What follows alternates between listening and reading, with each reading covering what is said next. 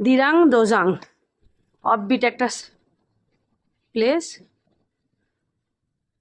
মান্ডালাতে আমরা বেশ কিছুক্ষণ সময় কাটিয়ে বেঙ্গল বাইকার্স অ্যান্ড রাইডার্সের স্টিকার লাগিয়ে তারপরে আমরা চলে এসেছি। আস্তে আস্তে আমরা দিরাংয়ে চলে এসেছি। এটা একটা offbeat place Dirang de Jong. Dirang de Jong একটা গ্রাম। এখানে 4টি কি 6টি বাড়ি নিয়ে বা পরিবার নিয়ে একটা গ্রাম। এখানে তখনকার দিনে বন্দীদেরকে এখানে আটকে রাখা হতো।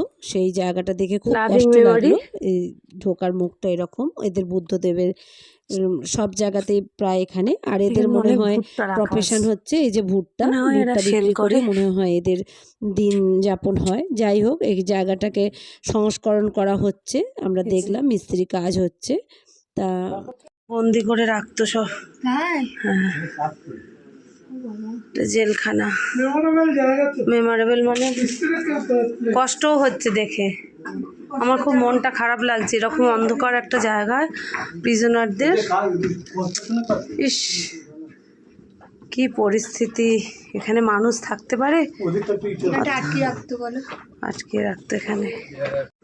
এই যে নতুন সংস্করণের তারিখ সাল দেওয়া আছে, তাই আমি ফটো তুলছি বলে ওনারা বলছেন এটা তুলে তো লাভ নেই, এটা অনেক পুরনো, এটা সংস্করণের পরের স্টেপ। এটা এই যে 2017 সালে নতুনভাবে এটা সংস্করণ হওয়ার পরে তার রূপটা এরকম নিয়েছে। তা এটাই সেটা রূপ।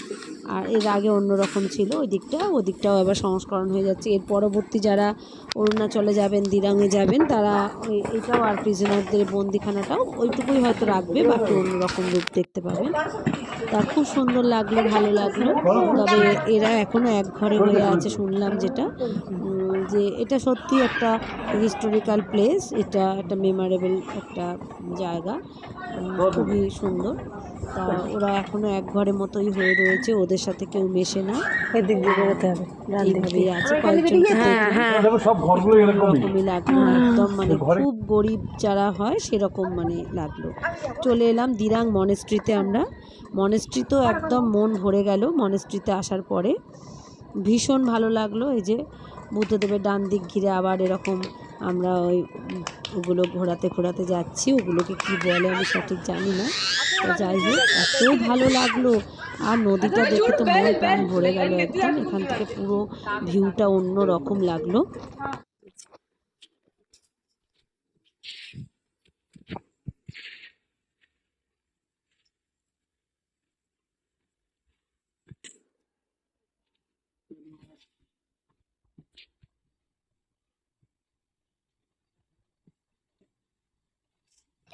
পারিপার্শ্বিক ভিউটা এতটাই সুন্দর, মানে কোথায় চলে এসেছি নিজেরা মানে হারিয়ে যাচ্ছি, এতটা সুন্দর একটা জায়গায় এসেছি। আর অরুণাচল যে এত ভালো, এত সুন্দর জায়গা আমার কল্পনার বাইরে ছিল। আর ইউটিউবে অনেক ভিডিও দেখেছি আমি, আবার বলছিলাম যে হয়তো ক্যামেরায় এত সুন্দর লাগছে, চোখে এত সুন্দর লাগবে না, কিন্তু ক্যামেরার থেকে শত গুণে ভালো চোখে দেখা। আর চোখে দেখাটা সত্যিই আমি একদম বিশ্লেষণ করতে পারবো না, যেটুকু ক্যামেরায় দেখাতে পারছি মনে হচ্ছে কিছুই না। আর আমি যে ক্যামেরার মাধ্যমে যেটা আমি দেখছি এখন, সেটা ভাবছি যে চোখে তো অন্যরকম দেখছি, ক্যামেরায় তো সেগুলো আসছেই না, মানে এতটাই সুন্দর চোখে দেখেছি। প্রত্যেকটা ভিউ সুন্দর, কোথাও ব্যাকগ্রাউন্ড খুঁজতে হচ্ছে না যে এখানে দাঁড়ালে ভালো ফটো আসবে, যেখানেই দাঁড়াচ্ছি সেখান থেকেই ব্যাকগ্রাউন্ড খুব সুন্দর আসছে। আর দিরাংয়ের নদীটা তো সারা রাস্তা নদীটাকে সঙ্গে নিয়ে যে এগিয়ে যাচ্ছে, এটা তো মানে একটা বিশাল পাওনা, ভীষণ ভালো। আর এরপরে আমরা যাব সাংটি ভ্যালি। সাংটি ভ্যালিতে আমাদের জন্য অপেক্ষা করছে আরো অনেক সুন্দর ভিউ, সেইটা দেখাবো নিশ্চয়ই। আজকে দেখি দিরাংয়ে কতটুকু কি দেখাতে পারি, তার পরবর্তী স্টেপে সাংটি ভ্যালিটাও অবশ্যই দেখতে পাবেন। তবে এই যে মনেস্ট্রি,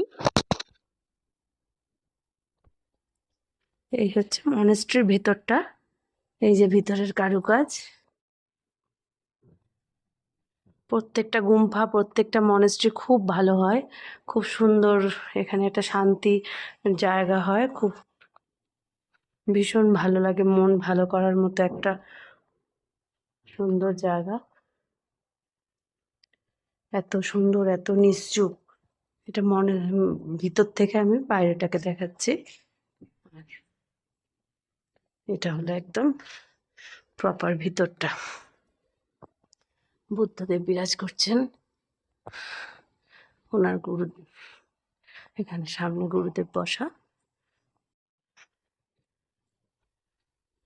মান্ডালা টপেও এই গুরুদেবকে দেখে এসেছি, বসা ছিলেন, বসা ফটো।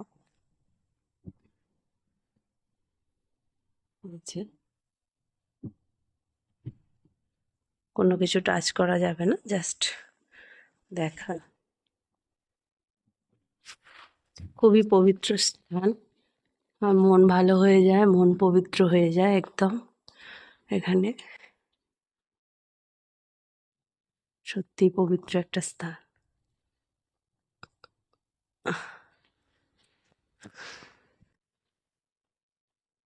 খুবই ভালো লাগলো। বুদ্ধং শরণং গচ্ছামি। হে বুদ্ধদেব, কৃপা করো, সবাইকে ভালো রেখো, সুস্থ রেখো। আমরা এইভাবে আনন্দ করতে করতেই যেন বাড়ি পৌঁছে যেতে পারি।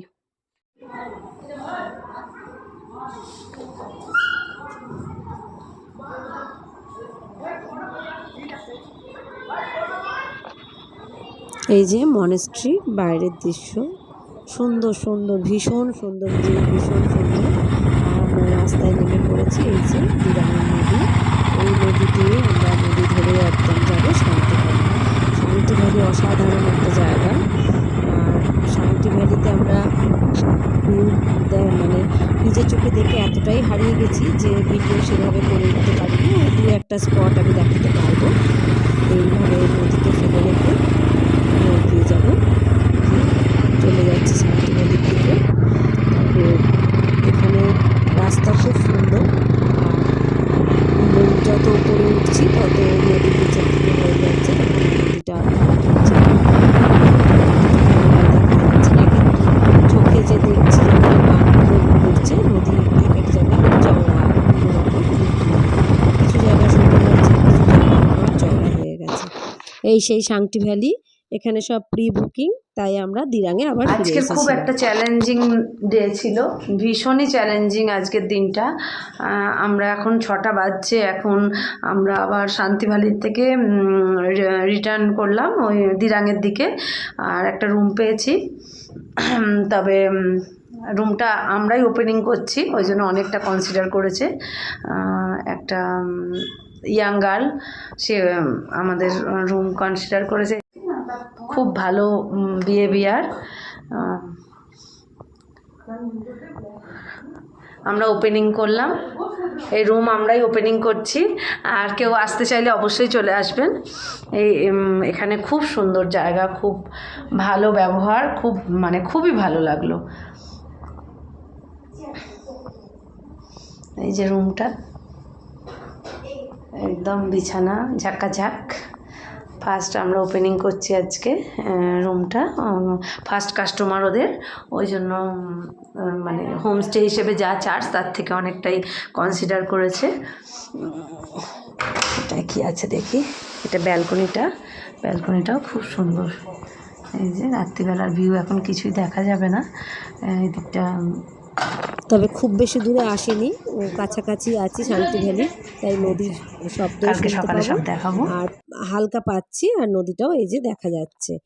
আর একদমই দিনের বেলার ভিউটা দেখাচ্ছি। এই যে আমার ব্যালকনি থেকে পুরো ডান দিকে এই যে নদী, খুব সুন্দর। আমাদের একদম নদীর ধারের যে ঘরগুলো, ওখানে থাকার খুব ইচ্ছে ছিল, কিন্তু সব প্রি বুকিং, আর আমাদের প্রি বুকিং করে আসা তো সম্ভব না, যেহেতু আমরা বাইকে আসব, কখন কোথায় থেকে যেতে হচ্ছে, তাই আমরা আগে থেকে সেটা বুকিং করতে পারিনি। তাই আমরা টেন্টেও থাকতে না পারলেও আমরা যেটা পেয়েছি, যেটা 4 স্টার রুম পেয়ে গেছিলাম একদম, খুবই ভালো অভিজ্ঞতা। এরপরে আমরা যাব তাওয়াংয়ের উদ্দেশ্যে। দিরাঙে এক রাত কাটিয়ে আমরা চলে যাব একদম তাওয়াং। নেক্সট দিন দেখা হবে তাওয়াংয়ে। সবাই ভালো থাকবেন, সবাই সাথে থাকবেন, চ্যানেলটিকে অবশ্যই সাবস্ক্রাইব করে রাখবেন। দেখা হচ্ছে পরবর্তী ভিডিওয়। শুভরাত্রি।